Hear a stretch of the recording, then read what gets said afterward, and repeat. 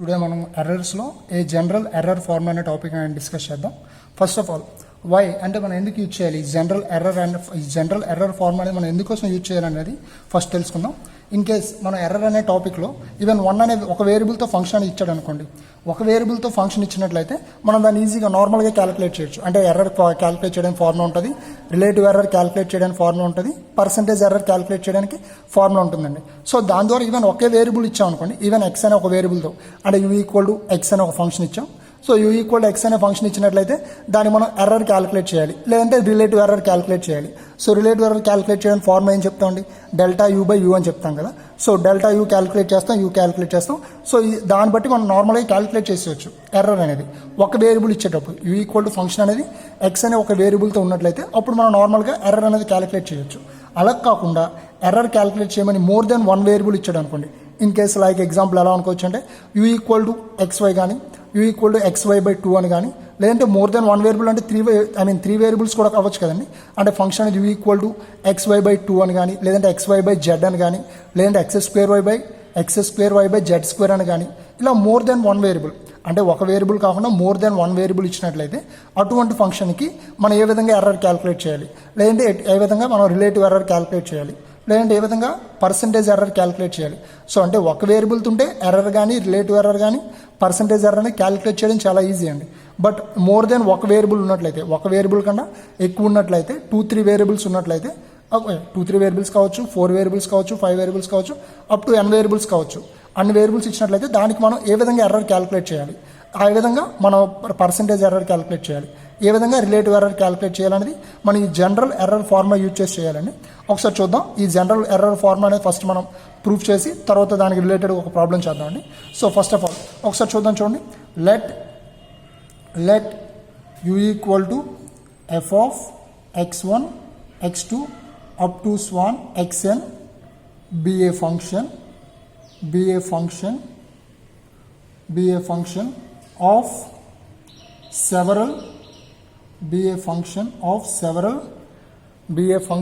several independent variables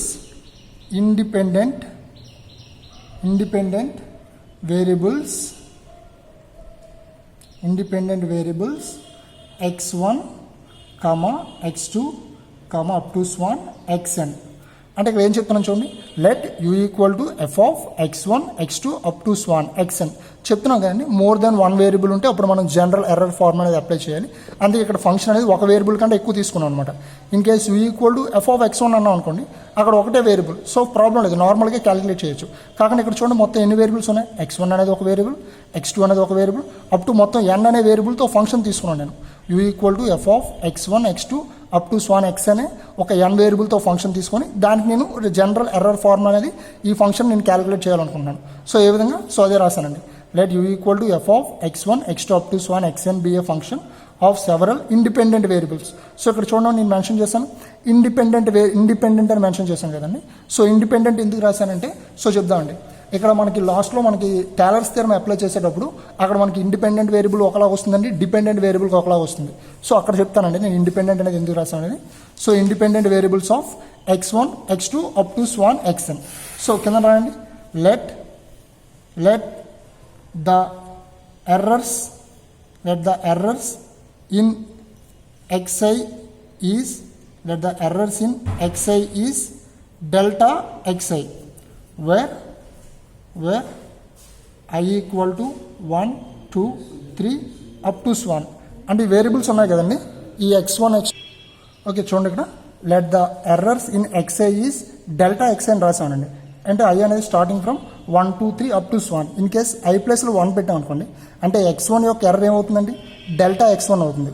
అదేవిధంగా i ప్లేస్లో 2 substitute చేసాం అనుకోండి, x2 యొక్క ఎర్రర్ ఏమొస్తుందండి, డెల్టా x2 వస్తుంది. సో అంటే ఈ x1 x2 up to xn అనే వేరియబుల్స్ ఉన్నాయి కదండి, వాటి యొక్క ఎర్రర్స్ని ఏ విధంగా ఇండికేట్ చేస్తామంటే delta x1 delta x2 delta x3 up to Schwann delta x అని ఇండికేట్ చేస్తాం. సో షార్ట్లో రాస్తామండి, అంటే సిరీస్లో మనం రాస్తాం కదా ఆ విధంగా. సో అంటే ఈ x1 x2 up to xn యొక్క ఎర్రర్స్ అనేవి ఏమవుతాయంటే డెల్టా xi అవుతుంది. i అనేది స్టార్టింగ్ ఫ్రమ్ 1 2 3 అప్ టు స్వాన్ అని చెప్తామండి. సో ఇక్కడ కింద రాయండి, if delta u denotes the error if delta u denotes the error in u, అంటే ఇక్కడ యూ అనే ఫంక్షన్ రాసాను చూడండి, ఇక్కడ యూ అనే ఫంక్షన్ రాసాం కదా, u equal to F of x1 x2 up to Schwann xn అనే n వేరియబుల్తో ఫంక్షన్ రాసాం కదండి. దీని యొక్క ఎర్రర్ ఏమవుతుందంటే డెల్టా యూ అవుతుంది. అంటే యూ అనే ఫంక్షన్ రాసాం కదా, F of x1 x2 up to xn అని, ఈ ఫంక్షన్ యొక్క ఎర్రర్ అనేది ఏ విధంగా దాని యొక్క ఎర్రర్ ఏమవుతుందంటే డెల్టా యూ అవుతుందండి. అదే అనుకున్నాం అనమాట. If delta u denotes the error in u, అంటే యూ యొక్క ఎర్రర్ అనేది డెల్టా యూ అయినట్లయితే, సో నెక్స్ట్ చూడండి, then if delta u denotes the error in u, then దాన్ని ఏ విధంగా రాయొచ్చండి ఒకసారి చూడండి.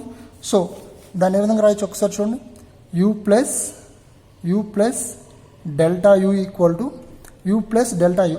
యూ అంటే మొత్తం ఈ ఫంక్షన్ అండి, దాని యొక్క ఎర్రర్ అంటే ఏమొస్తుంది ఇక్కడ చూడండి, u plus delta u equal to ఏమొస్తుంది, f of x1 plus delta x1 x2 plus delta x2 up to Schwann xn plus delta xn. So అంటే యూ ప్లస్ డెల్టా యూ అండి, అంటే యూ యొక్క ఎర్రర్ అనేది డెల్టా యూ అవుతుంది. So దాన్ని u plus delta u అని, so చూడండి, u plus delta u equal ఏమొస్తుందండి, f of x1 plus delta x1 x2 plus delta x2 up to Schwann xn plus delta xn కదండి. So ఈ function ఇలా ఉంది కదా, దీనికి మనం ఇక్కడ టేలర్స్ థియరం అనేది మీకు ఆల్రెడీ తెలిసి ఉంటుందండి. టేలర్స్ థియరం అనేది ఆల్రెడీ మీకు తెలిసి ఉంటుంది, దాన్ని బట్టి చూద్దాం. By using Taylor's theorem, by using tailors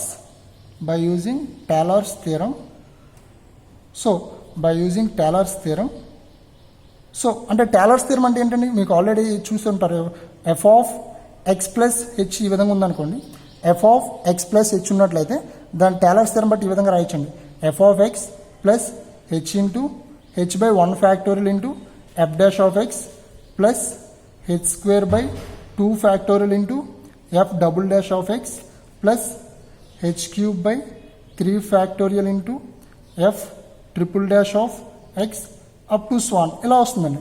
by using Taylor's theorem బట్టి అయినట్లయితే టేలర్స్ థియరం ఏమైనా వస్తుందండి, f of by using Taylor's theorem అంటే f of x plus h equal to F of x plus h by 1 factorial into f dash of x plus h square by 2 factorial into f double dash of x plus h cube by 3 factorial into f triple dash of x up to so on, అలా continue వస్తుంది. ఓకేనా. ఈ యొక్క tailors theorem అనేది ఈ function చూడండి same అలాగే ఉంది. యూ ప్లస్ డెల్టా యూ అనే ఫంక్షన్ చూడండి, సో అంటే దీనికి వేరేగా f of x plus delta x1 వేరేగా అప్లై చేయొచ్చు. అదేవిధంగా f of x plus delta u f of x2 plus delta x2కి వేరేగా అప్లై చేయొచ్చు. అదేవిధంగా f of x plus delta xnకి వేరేగా అప్లై చేయొచ్చండి. సో అంటే ఈ యొక్క టేలర్స్ థియరం అనేది ఇక్కడ అప్లై చేసినట్లయితే ఏ విధంగా వస్తుంది చూడండి, ఒకసారి రాస్తామని చూడండి, u plus delta u equal to, ఈ యొక్క థియరం అనేది దీనికి అప్లై చేస్తున్నాండి. వేరుగా అప్లై చేయండి, దీని అంతటికి ఒకసారి ఈ టేలర్స్ థియరం అప్లై చేయండి, దీనికి వేరే ఈ టేలర్స్ థియరం అప్లై చేయండి. అలా సెపరేట్గా అప్లై చేసినట్లయితే ఫస్ట్ ఈ ఫంక్షన్ రాస్తాం చూడండి, f of x1 plus delta x1కి టేలర్స్ థియరం అప్లై చేసినట్లయితే ఎఫ్ ఆఫ్ x1 ప్లస్ ఏమొస్తుందండి, డెల్టా అంటే హెచ్ ప్లస్లో ఏముందండి, డెల్టా x1 ఉంది, delta x1 by 1 factorial into f dash of x1. So ఒకసారి చూడండి, డెల్టా x1 బై, నేను ఇక్కడ ఎఫ్ డాష్ ఆఫ్ x1 రాయకుండా డో ఎఫ్ బై డో x1 అని రాస్తున్నానండి, delta x1 by 1 factorial into do f by డో x1. సో సెకండ్ టైం చూడండి ఏముంది, హెచ్ స్క్వేర్ బై 2 ఫ్యాక్టోరియల్ ఉంది, అంటే హెచ్ ప్లస్లో ఏముందండి, డెల్టా x1 ఉంది కదా, అంటే delta x1 whole square by 2 factorial into డో స్క్వేర్ ఎఫ్ బై డో x1 square up to Schwann.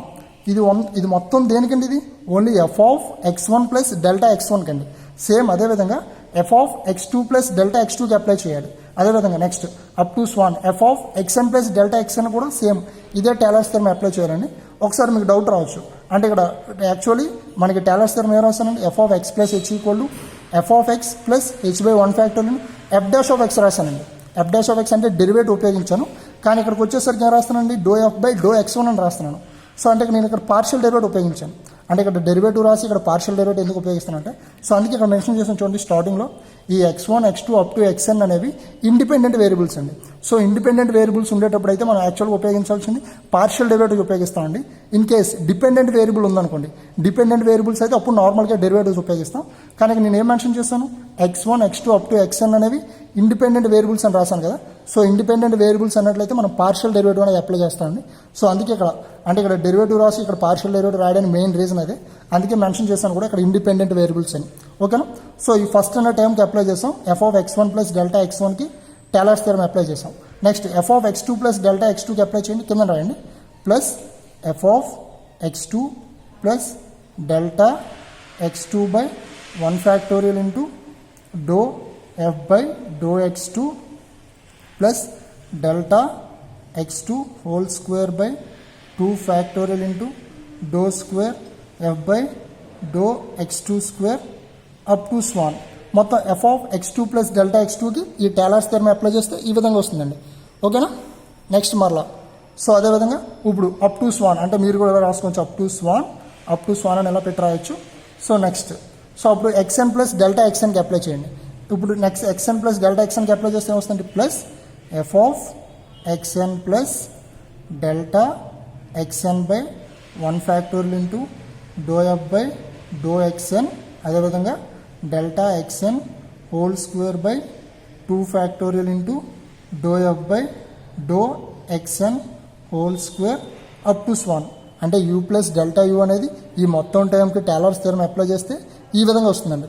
ఓకేనా? ఈ విధంగా వచ్చినట్లయితే నెక్స్ట్ ఒకసారి మరోసారి చూడండి ఇక్కడ. సో ఈ సింగిల్ టర్మ్స్ అనేవి ఉన్నాయి కదండి, f of x one, f of x two, f of x n అని ఈ సింగిల్ టర్మ్స్ అని ఒక దగ్గర రాయండి. U plus delta u equal to single terms అని ఒక దగ్గర రాస్తే f of x one plus f of x two plus up to స్వాన్ ప్లస్ ఎఫ్ ఆఫ్ ఎక్స్ఎన్ అంటే ఈ single terms f of x one, f of x two up to Schwann f of XN అనే terms ఉన్నాయి కదండి, ఆ మూడు ఒక దగ్గర రాయండి. సో ఆ మూడు ఆ అప్ టు ఎన్ టర్మ్స్ అని ఒక దగ్గర రాసాం. ప్లస్ ఈ రిమైనింగ్ టర్మ్స్ చూడండి, అప్పుడు చూడండి రిమైనింగ్ ఇది delta x one by 1 factorial into do f by do x one, delta x two by 1 factorial into do f by do x two up to ఇక్కడ కూడా రాయండి అలా స్వాన్ అని. సో ఇలా రాస్తే ఈ విధంగా వస్తుంది కదా. సో దీన్ని సిగ్మా సమ్మేషన్ సిగ్మా పెడదామండి. Sigma i equal to 1 to n delta xi by 1 factorial into do f by డో xi అంటే ఈ delta x1 by 1 factorial into do f by డో x1, అదేవిధంగా delta x2 by 1 factorial into do f by డో x2 up to Schwann delta xn by 1 factorial into do f by do xn. ఈ terms అన్నీ ఉన్నాయి కదండి, ఈ words second terms underlines ఉన్నాయి కదా, ఆ టర్మ్స్ కానీ సమ్మేషన్ సిగ్మా పెట్టినట్లయితే ఈ రిమైనింగ్ టర్మ్స్ వస్తాయి delta xi by 1 factorial into do f by do xn.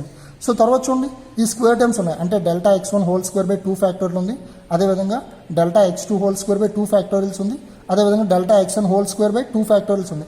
ఈ టర్మ్స్ అనేది రాయట్లేదండి, సో ఎందుకోసం రాయట్లేదని చెప్తాను చూడండి.